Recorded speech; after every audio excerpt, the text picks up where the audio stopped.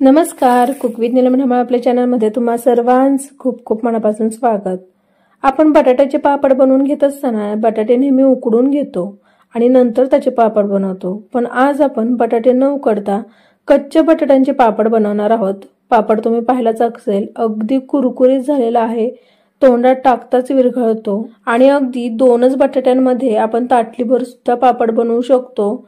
अगदी छान बनतात। सुरुवात करूयात रेसिपीला। तर हे पापड बनवून घेण्यासाठी इथे पहा मी 4 बटाटे घेतलेले आहेत। बटाटे अगोदर स्वच्छ धुवून त्याच्या साली काढून घेतलेले आहेत आणि पुन्हा एकदा बटाटा धुवून घेतलेला आहे। आता इथे तुम्हाला जेवढे बटाटे हवे असतील तेवढे तुम्ही घेऊ शकता। तर 4 बटाटे इथे मी घेतलेले आहेत। आता हे बटाटे आपल्याला बारीक बारीक कापून घ्यायचेत। तर पहा अशा प्रकारे मी बटाटे कापून घेतीये। अगदी लहान लहान बारीक कापून घ्यायचे हे। पहा अशा प्रकारे कापून घेतीये। इथे मी सगळा बटाटा कापून घेतलाय बारीक बारीक। आता हो बटाटा आपल्याला धुवून घ्यायचा आहे। तर इथे मी याच्यामध्ये पाणी घालते ना, हाताने छान असं चोळून हो बटाटा धुवून घ्यायचा आहे। या पाण्यामध्ये बटाटे धुवून घेतल्यानंतर मी याच्यातील पाणी काढून घेते। तर पहा इथे मी बटाट्यातील पाणी काढून घेतलंय। बटाट्यातील पाणी काढून घेतल्यानंतर आणखी याच्यामध्ये पाणी घालून घ्यायचंय आणि पुन्हा एकदा बटाटे या पाण्यामध्ये स्वच्छ असे धुवून घ्यायचेत। बटाटे आपण 2-3 पाण्याने धुवून घेणार आहोत, म्हणजे त्याच्यातील स्टार्च जे आहे ते कमी होतं। तर इथे मी 2 पाण्याने बटाटे स्वच्छ धुवून घेतीये।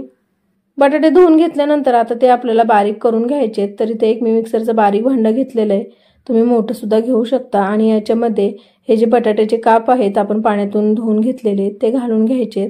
तर इथे मी 2 बॅचेसमध्ये हे बटाटे बारीक वाटून घेणार आहे। पाणी न घालता आपण आता हे मिक्सरला फिरवून घ्यायचंय। इथे पहा मी बटाटे जे आहेत ते मिक्सरला फिरवून घेतलेले होते आणि त्याची छान अशी पेस्ट झालेली आहे।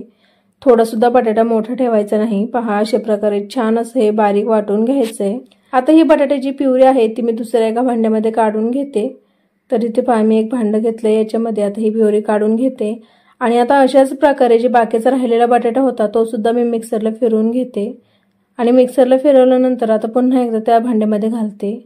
आता पहा याच्यामध्ये हे जे मिक्सरचं भांडं आहे त्याच्यामध्ये मी 1 वाटी पाणी घालतीये आणि आता हे मिक्सरचं भांडं धुवून ते पाणी मी खालच्या बटाट्याच्या प्युरीमध्ये घालतीये। पहा अगदी छान असं बारीक वाटून घ्यायचंय। मिक्स करून घेऊयात पाणी घातल्यानंतर। आपल्या चॅनलवरती वाळवणाच्या रेसिपीज याचबरोबर उपवासाच्या पदार्थांच्या रेसिपी सुद्धा भरपूर आहेत, त्या तुम्ही चॅनलवरती पाहू शकता किंवा त्या मी तुम्हाला डिस्क्रिप्शन बॉक्समध्ये देईल, तिथे सुद्धा पाहू शकता। मिक्स करून झाल्यानंतर आता हे मी बाजूला ठेवून घेते। खाली एक भांडं घेतलंय, त्याच्यावरती जी पुरणाची चाळण असते बारीक ती ठेवलेली आहे आणि आता ही बटाट्याची प्युरी याच्यामध्ये घालून घ्यायची आहे, म्हणजे चाळणीमध्ये घालून घ्यायची आहे आणि बटाट्याची प्युरी चाळणीमध्ये घातल्यानंतर असं हे चमच्याने करायचंय, म्हणजे जी आपण प्युरी आहे बटाट्याची ती खाली छान गाळली जाईल।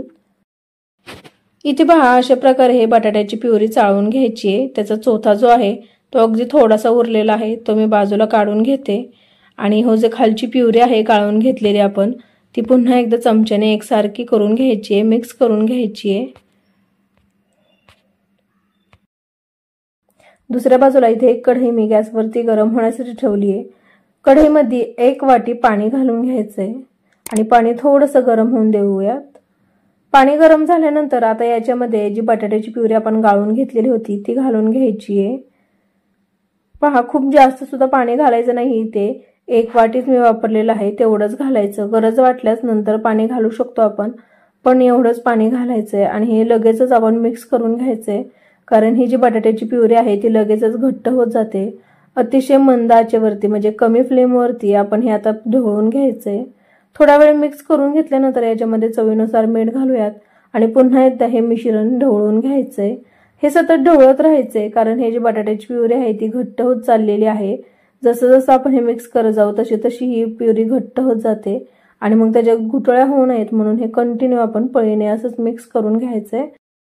इथे पहा अगदी 5च मिनिटांमध्ये ही जी बटाट्याची प्युरी आहे ती घट्ट झालेली आहे आणि तुम्ही याची कन्सिस्टन्सी पाहू शकता, अशा प्रकारेच ठेवायची। तुमचं जर थोडंसं जास्त घट्ट होत असेल तर त्याच्यामध्ये गरम पाणी सुद्धा तुम्ही घालू शकता, पण खूप जास्त पातळ करायची नाही। अशा प्रकारेच ही प्युरी बनवून घ्यायची आहे। पहा इथे आता बटाट्याच्या सालपापड्या घालायला त्याचं मिश्रण अगदी छान असं तयार आहे। आता हे मिश्रण मी गॅस बंद करते आणि बाजूला थंड होण्यासाठी ठेवते। इथे आता मिश्रण थोडंसं थंड झालेलं आहे, अगदीच खूप थंड करून घ्यायचं नाही, थोडंसं कोमट होसपर्यंत ते मिक्स करून घ्यायचंय। इथे आता हे जे बटाट्याचं मिश्रण आहे ते थंड झालेलं आहे। आता आपण याच्यात सालपापड्या घालून घेऊयात, म्हणजेच पापड बनवून घेऊयात। हे जे थंड झालेलं मिश्रण आहे ते मी घेतलेलं आहे आणि याचबरोबर प्लास्टिकचा कागद खाली अंथरून घेतलेला आहे। आता याच्यावरती आपल्याला सालपापड्या घालून घ्यायच्या आहेत। तर इथे मी चमच्यामध्ये थोडंसं मिश्रण घेतलेलं आहे आणि चमच्याच्या सहाय्याने हे अशा प्रकारे पसरवून घालायचंय। आता हे जे बटाट्याचं मिश्रण आहे ते असंच पसरवून घालायचंय। तुम्हाला जेवढ्या साईज मध्ये म्हणजे बारीक किंवा मोठा पापड हवा असेल याच्यानुसार तुम्ही पापड बनवून घेऊ शकता। जसे तुम्हाला हवे असतील तसे तुम्ही पापड बनवून घेऊ शकता। आता हो जो पहिला पापड होता तो मी चमच्याने घातलेला होता। आता इथे मी पळीमध्ये मिश्रण घेतलेलं आहे ते थोडंसं घालून अशा प्रकारे पळीने सुद्धा आपण पापड घालू शकतो। अगदी छान पापड बनतात। या पापडाला आपण बटाट्याचा पापड किंवा पळी पापड किंवा सालपापड्या सुद्धा बोलू शकतो।